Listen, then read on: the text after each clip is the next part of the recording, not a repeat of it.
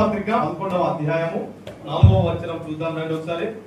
విశ్వాసమును బట్టి హేబెలు కయీను కంటే శ్రేష్టమైన బలి దేవునికి అర్పించెను. దేవుడు అతని అర్పణలను గూర్చి సాక్ష్యం ఇచ్చినప్పుడు అతడు ఆ విశ్వాసమును బట్టి నీతిమంతుడని సాక్ష్యము పొందెను. హల్లెలూయా. అతడు మృతి నొంది ఆ విశ్వాసము ద్వారా మాటలాడుతూ ఉన్నాడు. హేబెలు జీవితం గురించి ఈరోజు మేము నేర్చుకుందాం. హేబెలు అంటే ఆవిరి, హేబెలు అంటే వ్యర్థం, కయీను అంటే సంపద. దేవుడు ఆదామవ్వని చేశారు కదా, ఎందుకని ఒకడు మంచోడు ఒకడు చెడ్డోడు పుట్టాడు. ఎలాంటి పడ్డది? మంచి చెడుల తెలివి చెప్పాలి. ఒకరికి తెలివి వచ్చింది, ఒకరికేమో చెడ్డోడుగా మారి అని కొంతమంది భక్తులు తెలియజేస్తారండి.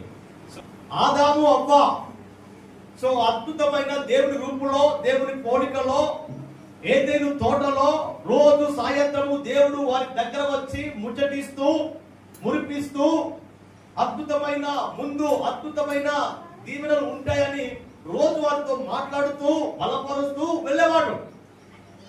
అక్కడ వారికి పడడానికి ఎలాంటి అవకాశం లేదు, కష్టపడడానికి ఏమాత్రం వీలు లేదు. ఎందుకంటే కష్టపడకుండా ఆహారం వస్తుంది, కష్టపడకుండా అద్భుతముగా జీవించగలుగుతున్నారు. ఆహ్లాదకరమైన అందకరమైన జీవితాన్ని జీవిస్తున్నారు ఆదాము అవ్వ. సడన్లీగా ఏమైందో ఏమో కానీ తినవద్దు అన్న పండును వారు ఏం చేశారు?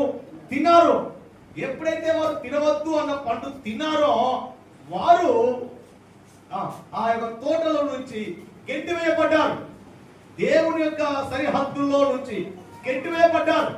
ఎప్పుడైతే ఈ తోట పండు తిన్నామో అప్పుడే నా మాటను అంగీకరించకుండా యమదాటం కాబట్టి నువ్వు చనిపోతావు అన్నావు. ఆత్మీయతలో చనిపా.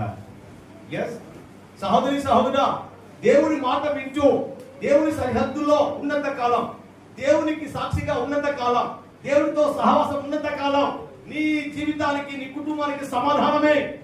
కష్టాలు వచ్చి పైపడ్డా, సమస్యలు వచ్చి పైపడ్డా నీకు మాత్రము ఆ సమస్యలోనే దేవుడి తోడై ఉండి నీకు అద్భుతమైన సమాధానాన్ని ఆయన కురిపించడానికి ఆయన సామర్థ్యుడు. హల్లెలూయా, హల్లెలూయా. నీ కష్టాన్ని సుఖంగా మార్చే దేవుడు ఆయన. నువ్వు కలిగి ఉన్న సమస్యలను సమాధానంగా మార్చే దేవుడు ఆయన. కాబట్టి దేవునికి దూరమై ఉండి దేవుని సన్నిధికి వేరై శ్రమలో పడిపోవడానికి ఏమాత్రం వీలేదు, కష్టాల్లో కన్నీరు కావడానికి ఏమాత్రం వీలేదు. ఆ రోజు వాళ్ళు దేవుని మాట వినకుండా దూరంగా వెళ్ళారు కాబట్టి కష్టాలు శ్రమలు తెచ్చుకున్నారు. ఈ రోజు మనం కూడా దేవుని మాట వినకుండా, దేవుని మాటను అనుసరించకుండా మేము దేవునికి దూరంగా ఉన్నట్లయితే, దేవునికి వ్యతిరేకంగా ఉన్నట్లయితే కష్టాలు శ్రమలు తప్పవు అనేది సూచిస్తుంది. ఇద్దరు కూడా ఆదాము అవ్వ గెంటివేయబడ్డప్పుడు వారు చాలా బాధపడ్డారు.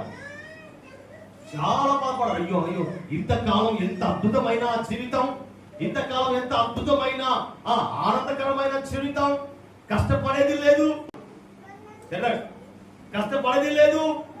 నిద్రస్తుందా? కష్టపడేది లేదు.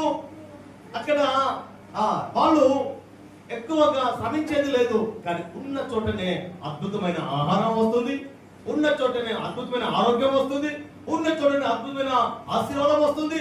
దేవుడు వారితో మాట్లాడుతున్నాడు, పెడుతున్నాడు. అద్భుతమైన జీవితం. అలాంటి జీవితము అయ్యో పోగొట్టుకున్నాం. దాన్ని పొందుకోవడానికి ఇప్పుడు ఏం చేయాలి అని చెప్పేసి ఆదాము అవ్వ బహు ప్రయాసపడ్డారు, బహు పశ్చాత్తాపడ్డారు.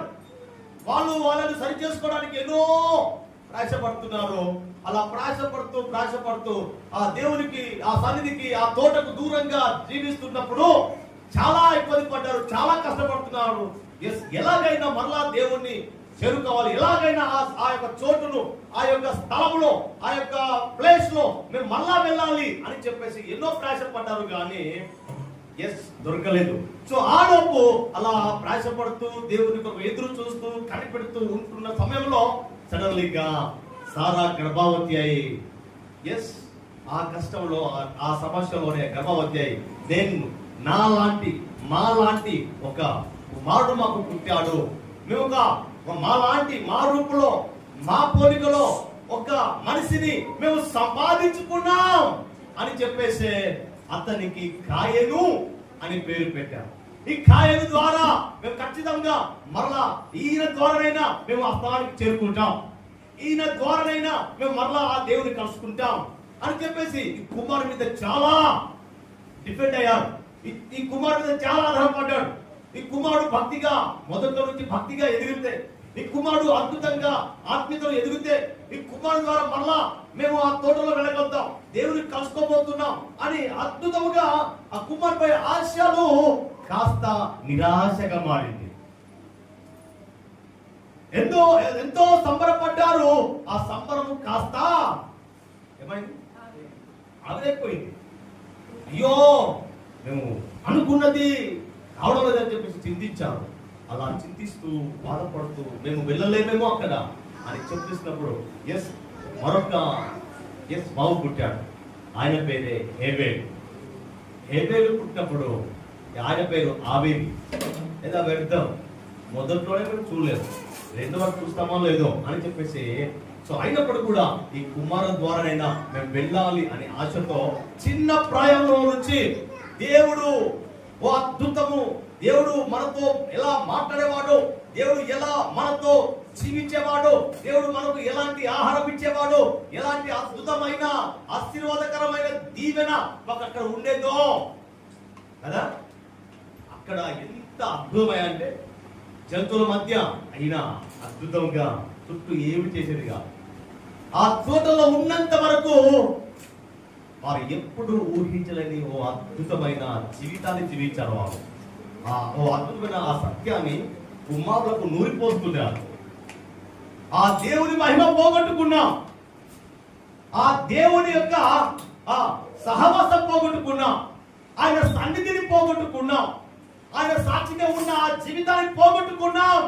కాయను ఆబేలు హేబేలు ప్లీజ్ రా, మీరైనా ఆత్మీయంగా జీవించండి రా, మీరైనా మీకు ఇదిగో మీకు ఇస్తున్న ఈ యొక్క పనులలో మళ్ళీ అప్పగించండి రా, మళ్ళీ దేవుడు అంగీకరిస్తే, దేవుడు మమ్మల్ని అంగీకరిస్తే మళ్ళా ఓ అద్భుతమైన జీవితాన్ని జీవించవచ్చురా అని చెప్పేసి వారికి నూరి పోసేవారు తల్లిదండ్రులుగా. కానీ ఆదాముకు ఎంత కష్టపడుతూ కూర్చున్నప్పుడు ఒక విధమైన నిరాశ. అక్కడ ఉంటే ఎంత అద్భుతం ఉంటే ఆ దేవుడు ఆయనకి ఇచ్చిన జీవితాన్ని బట్టి సమాధానం బట్టి అది గుర్తొస్తే, ఏదైనా గుర్తొస్తే బాధపడేవాడు ఎవరు? ఆదాము. నెంబర్ 1 సత్యాన్ని విన్నాడు, నెంబర్ 2 సత్క్రియలు చేశాడు, నెంబర్ 3 సాక్షిగా మరణించాడు. సత్యాన్ని విన్నాడు.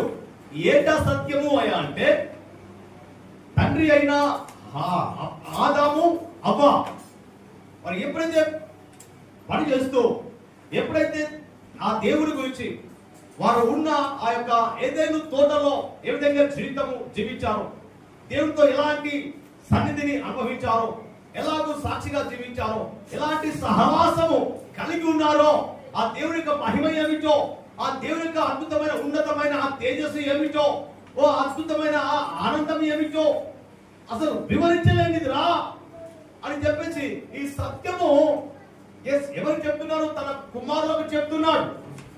అలా చెప్తున్నప్పుడు జాగ్రత్త గ్రహించండి, హేబేలు మాత్రము విన్నాడు, కాయను కూడా విన్నాడు. ఇద్దరు విన్నారు. అర్థమవుతుందా? మీరు అందరు వింటున్నారు కానీ మీ అందరికీ ఒక్కొక్క రకంగా అర్థమవుతుంది. వాళ్ళిద్దరు కూడా విన్నాడు. విన్నప్పుడు హేబేలుకు పక్కన పెడితే కొద్దిసేపు కాయను ఏమర్థం చేసుకున్నాడా అంటే చిన్న పండు తిన్నంత మాత్రాన చిన్న తప్పు అంత పెద్ద శిక్షణ దేవుడు క్షమించడా? అసలు దేవుడే నయా ఎంత బాధపడుతున్నాం తండ్రి, నేను ఒప్పుకోలేదు. నాకు ఎదుటగా ఒకవేళ కనిపిస్తే ఖచ్చితంగా నేను ప్రశ్నిస్తా. ఇంత చిన్న తప్పు అంత పెద్ద శిక్షణ అని చెప్పేసి అతనిలో నెగటివ్ ఆలోచనలు మొదలయ్యాయి. అర్థమవుతుందా? కానీ అదే హేబెలుకు అర్థమైంది తెలుసా? ఎస్, అద్భుతమైన జీవితాన్ని, అద్భుతమైన సహవాసాన్ని, అద్భుతమైన సన్నిధి, సాక్ష్యాన్ని ఎస్ దేవుడు వారికి ఇచ్చినప్పుడు చిన్న తప్పు ద్వారా వారు పోగొట్టుకున్నారు. కానీ పోగొట్టుకున్న దాన్ని మరలా పొందుకోవడానికి ప్రయాసపడితే ఆ దేవుడు ఖచ్చితంగా నన్ను కనికరిస్తాడు. అదే తల్లిదండ్రులు నేర్పించేది. అయ్యా, మేము పోగొట్టుకున్నాం, దేవుని సన్నిధిని పోగొట్టుకున్నాం, దేవుని సహవాసాన్ని పోగొట్టుకున్నాం, దేవుడు సాక్షిగా ఉండడం పోగొట్టుకున్నాం. ఎస్, కానీ మరలా పొందాలంటే ఆయనకు మేము బలులు అర్పించడం వల్ల, ఆయనను వదిలించడం వల్ల, ఆయనను ప్రేమించడం వల్ల ఖచ్చితంగా దేవుడు మరలా పోగొట్టుకున్న వాడిని మనకు ఇస్తాడు అనే నమ్మకంతో మీరు విశ్వాసంతో అర్పించండి, దేవుడు గొప్ప కార్యం చేస్తాడు అని చెప్పేసి అన్నప్పుడు హేబేలు విన్నాడు. విన్న తర్వాత హేబేలు విన్నాడు, కాయేను విన్నాడు. ఏం విన్నారు? ఓ సత్యం విన్నారు. ఆ సత్యాన్ని చేరాలి అంటే, ఆ సత్య మార్గం నడవాలి అంటే, ఆ సత్యాన్ని మనము అనుభవించాలి అంటే ఇక్కడ మనము మరలా ఆ దేవుణ్ణి సంతోషపరచాలి, దేవుడికి బలి అర్పించాలి, దేవుడిచ్చిన దాంట్లో మనం ఇవ్వాలి అనే సత్యము తెలుసుకున్న వారు ఎలా జీవించాలి? చెప్పినట్లుగా జీవించాలి కదా. కాబట్టి సత్యం విన్న కాయేను మాత్రము ఆయన అంటున్నాడు. ఆ కాయేను ఎవరు తెలుసా? వ్యవసాయకుడు. మొట్టమొదటిసారిగా వ్యవసాయం ప్రారంభించిన వ్యక్తి ఎవరంటే కాయేను. అంటే ఆదాము చేశాడు, సో కాయేనుకు అప్పగించాడు. రైట్. కాయేను వ్యవసాయకుడుగా, హేబేలు గొర్రెల కాపరిగా. కాయేను ఏమో కొంచెము హుషారుగా ఉండేవాడు, ఏదైనా చేసేవాడు. కానీ హేబేలు మాత్రం ఎస్ సాదా సీదరగా ఆ దేవుడి ఎందు ఒక చెప్తేనే వినేవాడు. కాయేను ఏమో నా ఇష్టం, నా జ్ఞానం, నా ఇష్ట ప్రకారం జీవిస్తా, దేవుడు ఎవరు, నాకు కష్టపడితే నాకు వస్తుంది అని చెప్పేసి దేవుడితో సంబంధం లేకుండా, దేవుడితో అవసరం లేకుండా నా ఇష్టం అని నడిచేవాడు కాయేను. దేవుని యొక్క సహవాసము లేదు, దేవుని యొక్క ప్రస్తావన లేదు, దేవుడు నా తోడై ఉన్నాడు, నా పనిలో తోడై ఉన్నాడు అనే ప్రస్తావన లేకుండా నా బలం, నా ఇష్టం, నా జ్ఞానం అని ఆధారపడి పని చేస్తూ ఉన్న కాయేను వ్యవసాయంలో పనిచేస్తున్నాడు. అదే రీతిగా హేబేలు మాత్రం నా ఇష్టం కానే కాదు, నా సొంత జ్ఞానం కానే కాదు, ఏదైనా దేవుడు నా తల్లిదండ్రులు దేవుడి మాటలు విన్నా, ఆ దేవుడి మాట విన్నదే ఆ ప్రకారంగా జీవిస్తా. ఆ విన్న మాట ప్రకారంగా జీవించే వ్యక్తి హేబేలు. నాదంటూ కొత్తగా జరిగేది ఏమీ లేదు, నాకంటూ కొత్తగా ఆలోచన లేవు, ఏది చెప్పినా ఆ ప్రకారంగా జీవించే వ్యక్తి అనే ఆ ఉద్దేశంతో దేవుడి మాటలు విని ఆ ప్రకారంగా జీవించే వ్యక్తి హేబేలు. సో అదే విధంగా గ్రహించండి, ఎప్పుడైతే ఆ మాటలు విన్నారో ఆ విన్న ప్రకారంగా వాళ్ళు ఏం చేశారంటే చక్కగా కాయేను ఆయన పండించే పంటల్లో కొన్ని వచ్చినవి, కొన్ని పనికిరానివి దేవునికి ఇస్తున్నాడు. సరైన మనసు లేదు. ఎస్, ఎందుకు ఆయన ఇస్తున్నాడు అంటే ఈయన ఇస్తున్నాడు కాబట్టి కదా. రేపు తల్లిదండ్రులు తమ్ముడే ఇస్తున్నాడు, నీకేమైందిరా పెద్దోడై ఉండి అని ఎక్కడ అంటారో, ఎక్కడ నిలదీస్తారో అని చెప్పేసి ఆయన ఇస్తున్నాడు అని చూడడానికి ఈయన కొన్ని పుచ్చినవి, పనికిరానివి, పొట్టు ఉన్నవి దేవునికి ఇస్తాడు. మంచి మంచి ధాన్యాలేమో కాయేను తీసుకెళ్తాడు. ఆయన మనసు సరిగా లేదు, ఇచ్చే స్వభావం సరిగా లేదు, దేవుని గుర్తించలేదు. అదేవిధంగా ఆయన ఇచ్చేవి కూడా సరి అయిన శ్రేష్టమైనవి కానే కావు. వెళ్ళి దేవుని బలిపీఠం దగ్గర పెట్టాడు. అదేవిధంగా రెండో వ్యక్తి వస్తున్నాడు, చక్కని కొవ్విన గొర్రె, మగ గొర్రె చిన్న పిల్లను తీసుకొస్తున్నాడు. అలా తీసుకొస్తూ ఎంతో చక్కగా తీసుకొస్తున్నాడు, దేవునికి అర్పిస్తున్నాడు.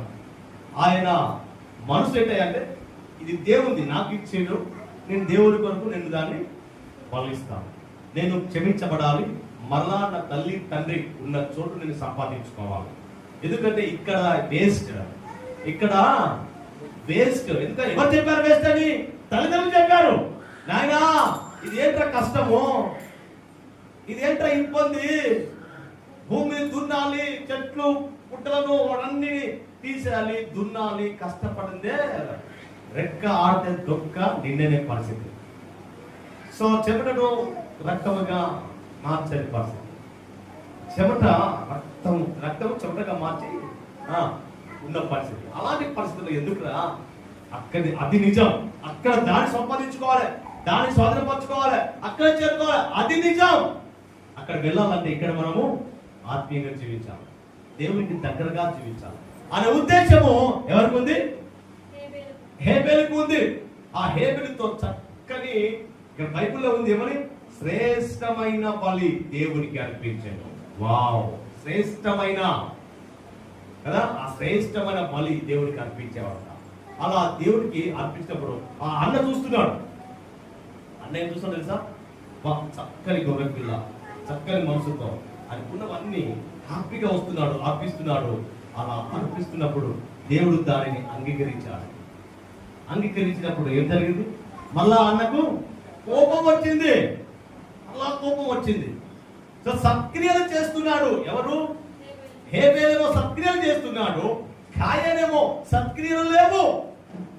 ఈరోజు సత్క్రియలు మనలో ఉండాలి. కాబట్టి ఇలా వెచ్చండి. కాయను కోపం వచ్చింది కదా. ఒకరు మంచి సత్క్రియలు చేస్తూ ఎదుగుతూ ఉంటే, దేవుడు అంగీకరిస్తూ ఉంటే, మరొకరికి ఏమొస్తుంది? కోపం వస్తుంది. కోపం వల్ల కొంపలు కొంపలు కూలిపోతున్నాయి. కారణం ఏంటంటే కోపం బహు భయంకరమైనదంట. కోపం బహు వేదనకరమైనదంట. అది ఆ కోపం అంట తగిలిన కుటుంబం, అగ్నితో తగిలిన కుటుంబం ఎలా మండిపోతుందో ఆ కోపంతో ఉన్న వ్యక్తి లోపల మండుతుంటుందంట. సో ఆ తర్వాత ఆ కోపం వల్ల అన్ని కాలిపోతాయి. తలపులు, ఆలోచనలు, ఆ ప్రేమ, ఈ ప్రేమ ఈ యొక్క ఆత్మకూలమైన వాటన్ని కూడా కాలిపోతాయి. అందుకే ఆయన కదిలించావే కోపంతో మాట్లాడేది. కాబట్టి ఏమైనప్పటికీ కూడా జాగ్రత్త గ్రహించండి. దేవుడు ఒకరిది అంగీకారం చేశాడు, మరొకరిదేమో ధృవీకరించాడు. కాబట్టి జాగ్రత్త గ్రహించండి. సత్క్రియలు చేశాడు. సత్క్రియలు చేసే దేవుడు, సత్క్రియలు చేసే అర్పణను దేవుడు అంగీకరించాడు. హల్లెలూయా, హల్లెలూయా. నంబర్ 1, సత్యాన్ని విన్నారు. విన్న ఆ వ్యక్తులు మరొక మాట మాట్లాడారు. అయ్యా వాస్తవంగా ఆ శిక్ష మా మీద పడాలి. ఏ శిక్ష? మేము ఈరోజు బ్రతుకున్నామంటే మా కొరకు ఒక గొర్రె వధించబడింది. దిగంబరిగా ఉన్న మాకు ఆ గొర్రెను వధించి చర్మం ఊడదీసి ఇదిగో మాకు చొక్కాలు కుట్టాడు దేవుడు. ఆ జంతువు స్థానంలో మాకు శిక్ష రావాలి. ఆ జంతువు స్థానంలో మేము మరణించాలి. కానీ మా స్థానంలో దేవాది దేవుడు మా మీద ప్రేమ ఉంది కాబట్టి మాకు బదులుగా ఆ జంతువును బలి చేసి మాకు బట్టలు కుట్టాడు దేవుడు. ఎంత గొప్ప దేవుడు! ఆ సత్యాన్ని ఏమో హేబేలు గుర్తించాడు. ఆ సత్యాలేమో కాయను బట్టలు కుట్టేంత మాత్రాన దూరపరచాల. నెగిటివ్ చూడు, ఆయన ఎలా దూరపడుతుందో. ఎలా దూరపడుతుంది ఆయన నెగటివ్ కదా. సో ఏది చేసినా మంచిది చూస్తారా? ఎందుకు నెట్టేశాడు అనే ఆలోచనతో కాయేరు వెళుతున్నాడు. కాబట్టి క్రమక్రమంగా ఆయనలో ఏం పెరుగుతుంది? వ్యతిరేకత పెరుగుతుంది. స్టార్టింగ్ నుంచి వ్యతిరేకత అలా పెరుగుతూనే ఉంది. అప్పుడు ఈ హేబేలు కూడా అన్నతో మాట్లాడి కయీను అండర్లైన్ తన తమ్ముడైన హేబేలుతో మాట్లాడాను. మరి ఏం మాట్లాడిందో ఈ గ్రంథంలో లేదు. ఇక ఇంతకుముందు చూసాం కదా, 1 యోహాను 3 అధ్యాయంలో అక్కడ ఉంటుంది అసలు మాట్లాడేది. తమ్ముడు వాళ్ళు మాట్లాడేది అపవాది సంబంధి ఎవరు, వీళ్ళు ఎవరు, అంత అక్కడ మాట ఉంది. ఆ మాటల కొద్దీ ఈ కాయేనుకు ఎక్కువ ఏమొస్తుంది, ఇంకా కోపం వచ్చింది అంతే కదా. ఇప్పుడు మంచి మాటలు చెప్తే చెడ్డోడికి ఏమవుతుంది? అందుకే వేసి అన్నాడు, పందులకు ముత్యాలు వెయ్యవద్దు, కుక్కల విషయంలో జాగ్రత్త. ఎందుకంటున్నారంటే ఒకవేళ వాళ్ళు అన్యులుగా ఉంటే, వాళ్ళు దేవుడి మనసు వారిలో లేకపోతే వారు రిటర్న్ అవుతారు, వాళ్ళు ఎక్కువ కోపం వస్తుంది. ఏది మంచి చెప్పినా వాళ్ళు చెడుగా అర్థం చేసుకుంటారు. కారణం ఏంటంటే అపవాది సంబంధి, దేవుడి సంబంధిని కాకుండా సత్క్రియలు చేయకుండా వాళ్ళు దేవునికి ఇష్టమైన క్రియలు చేయకుండా బ్రతికేవారు. కాబట్టి వాళ్ళు దేవుడు అంటే ఇష్టం లేదు కాబట్టి వారికి ఎక్కువగా కోపము వస్తూ ఉంటుంది. కాబట్టి సహోదరుడా జాగ్రత్త గ్రహించండి. సత్క్రియలు చేశాడు. ఎవరు చేశాడు? హేబేలు సత్క్రియలు చేశాడు. తల్లిదండ్రుల మాట జాగ్రత్తగా విన్నాడు, ఓ అద్భుతమైన సత్యాన్ని విన్నాడు, ఆ ప్రకారంగా జీవిస్తున్నాడు, పని చేస్తున్నాడు, ప్రార్థన చేస్తున్నాడు, పరలోకంలో వెళ్ళాలని నిరీక్షణ కలిగి ఉన్నాడు. అద్భుతమైన సత్క్రియలు చేశాడు, దేవునికి ఇచ్చేది దేవునికి ఇస్తున్నాడు. వారు తల్లిదండ్రులకు ఇచ్చేది తల్లిదండ్రులకు ఇస్తున్నాడు, ఆయన తినేది ఆయన తింటున్నాడు. సో అద్భుతమైన సత్క్రియలు చేస్తున్నాడు, ఇతరులకు మేలు చేస్తున్నాడు, దేవుని ఎదుట నమ్మకంగా జీవిస్తున్నాడు. సహోదరుడా ఈరోజు ఒకసారి ప్రశ్నించుకుందామా? ఈరోజు మేము సత్క్రియలు చేస్తున్నామా, లేదా కయేను వలె జీవిస్తున్నామా? కయేను అపవాది సంబంధి అని బైబిల్లో ఉంది. కాబట్టి ఎలా కయేను అపవాది సంబంధి అయ్యారా అంటే మాటలు తప్పుగా అర్థం చేసుకోవడం వల్ల. తల్లిదండ్రులు చెప్పే మాటలు తప్పుగా అర్థం చేసుకున్నారు. మా తల్లిదండ్రులు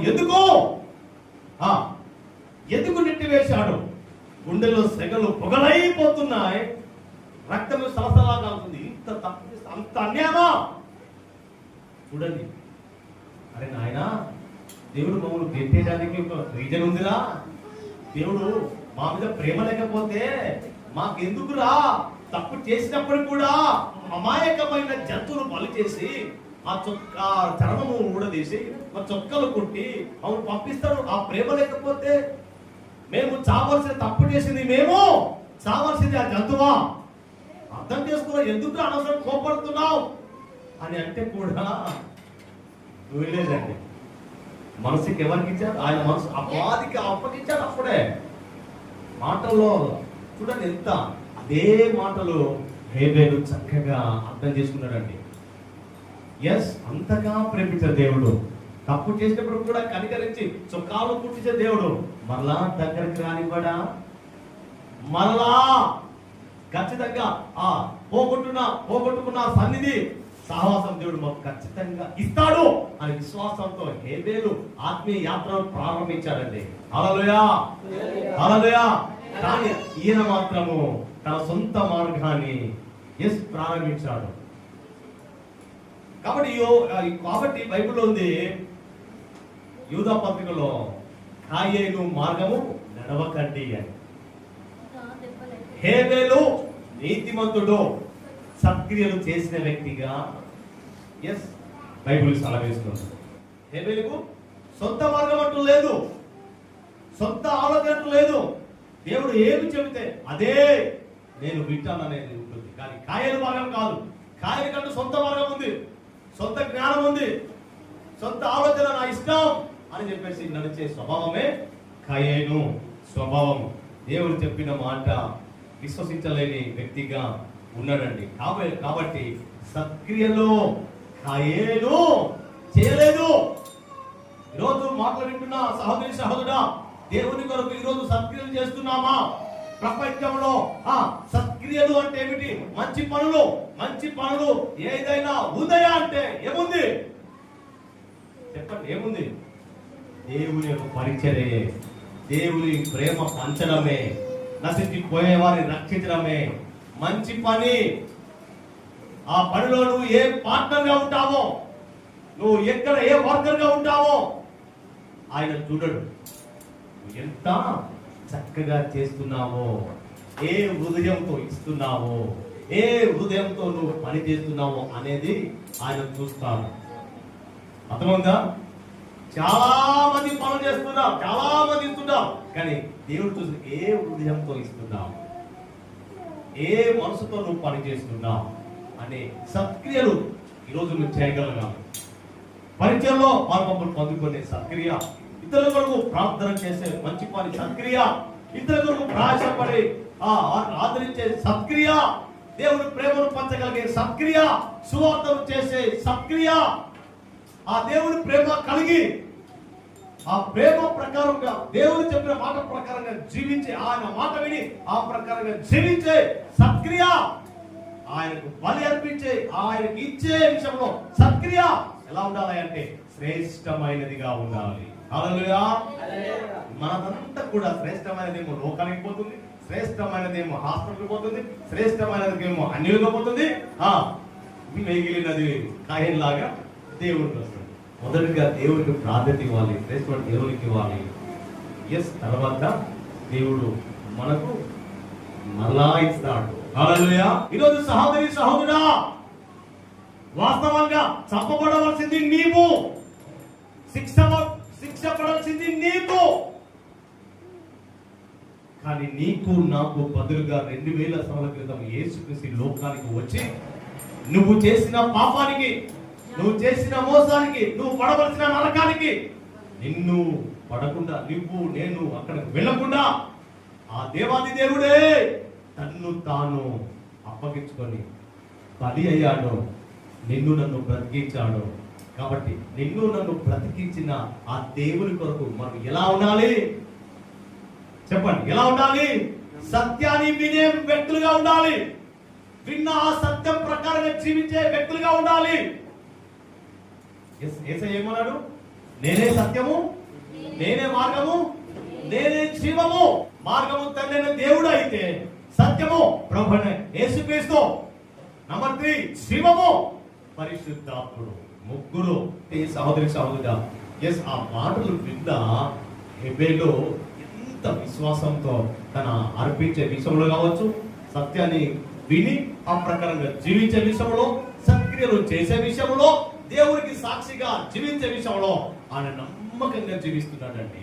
హల్లెలూయా, హల్లెలూయా. కాబట్టి నమ్మకంగా జీవిస్తున్నాడు కాబట్టి అవతలోడికి నచ్చడు, ఆ దుస్తుడికి సంబంధించి నచ్చడు. అయినా సత్యము బోధిస్తుండగా, సత్యం బోధిస్తుండగా నువ్వేంటా నాకు చెప్పేది? నాకు తెలియదా?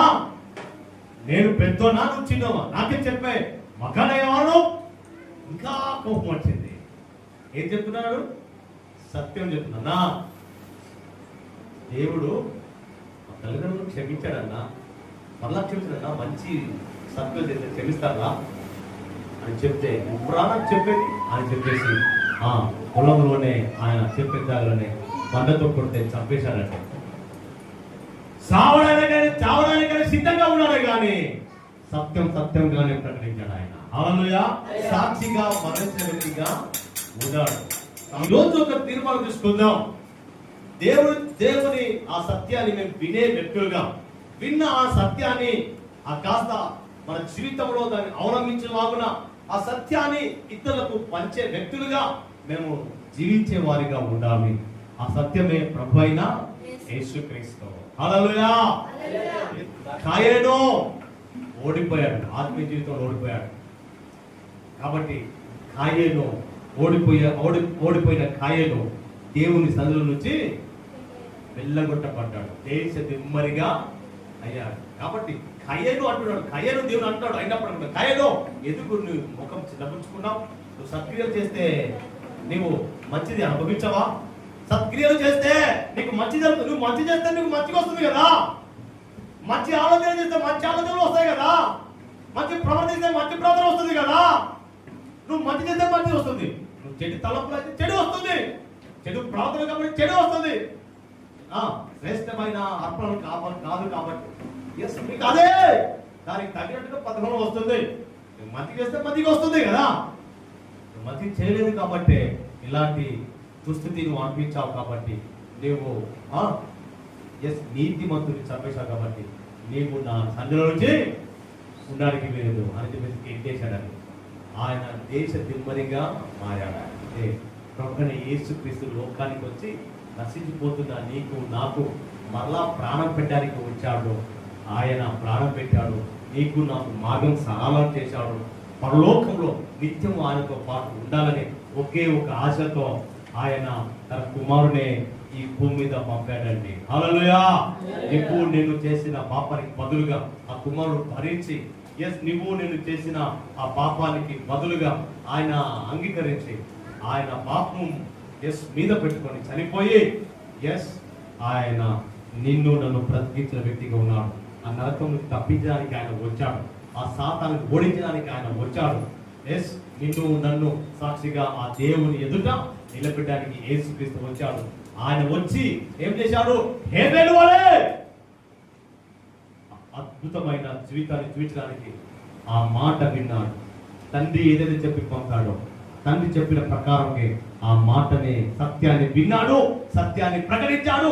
ఆ సత్యం కొరకు ఎన్నో సత్క్రియలు చేశాడు. హల్లెలూయా. ప్రార్థన జీవితము, స్వస్థతలు, అద్భుతాలు, సూచక్రియలు, సత్క్రియలు ఎన్నో చేశాడు. 5 రొట్టెలను 2 చేపలను 5,000 మందికి అద్భుతమైన సత్క్రియలు చేశాడు. నశించిపోతున్న దయ్యాలతో పీడించబడుతున్న వారిని ఏం చేశాడు? రక్షించాడు, విడిపించాడు, సత్క్రియలు చేశాడు. సత్క్రియలు చేసిన తర్వాత హేబెలు వలె ఏమయ్యాడు? సత్యము కొరకు మరణించడానికి సిద్ధంగా ఉన్నాడు. కానీ నా బిడ్డలు బ్రతకాలి. ఆ రోజు సత్యం చావకుండా సాక్షిగా హేబెలు సత్యాన్ని బ్రతికించాడు, కానీ ఆయన మరణించాడు. ఈ రోజు 2 సంవత్సరాల క్రితం యేసుక్రీస్తు నీ కొరకు నా కొరకు వచ్చాడు, సత్యాన్ని బోధించాడు. సత్యము మరణించకుండా ఆ సత్యము విన్న నా బిడ్డల కొరకు ఖచ్చితంగా నేను వారి కొరకు, వారి తప్పిద కొరకు, వారి పాప కొరకు నేను భరించి వారిని రక్షిస్తాను అని చెప్పేసి ప్రభువైన యేసుక్రీస్తు నీ కొరకు నా కొరకు సాక్షిగా మరణించాడండి. హల్లెలూయా. ఆ రోజు చెట్టు వెనుక దాగున్న ఆదాం అవ్వను చూసిన దేవుడు, ఆ రోజు చెట్టు పక్కన ఉన్న అబ్రహామును చూసిన దేవుడు, ఆ రోజు చెట్టు పైన ఉన్న జక్కయ్యను చూసిన దేవుడు, ఆ రోజు చెట్టు కింద ఉన్న నతనయేలును చూసిన దేవుడు, వారిని చూసి వారిని పిలిచి అద్భుతంగా వాడుకున్న దేవుడు ఈ రోజు నిన్ను చూస్తున్నాడు, నిన్ను కూడా చూస్తున్నాడు. నీవు ఆయన మాట విని ఆ ప్రకారం చూసినట్టే నిన్ను గొప్పవారిగా ఆయన ఉద్దేశాన్ని నెరవేర్చి ఆయన ప్రణాళికను నీలో నెరవేర్చడానికి ఆయన సిద్ధంగా ఉన్నాడు. ఆయన చూస్తున్న దేవుడు.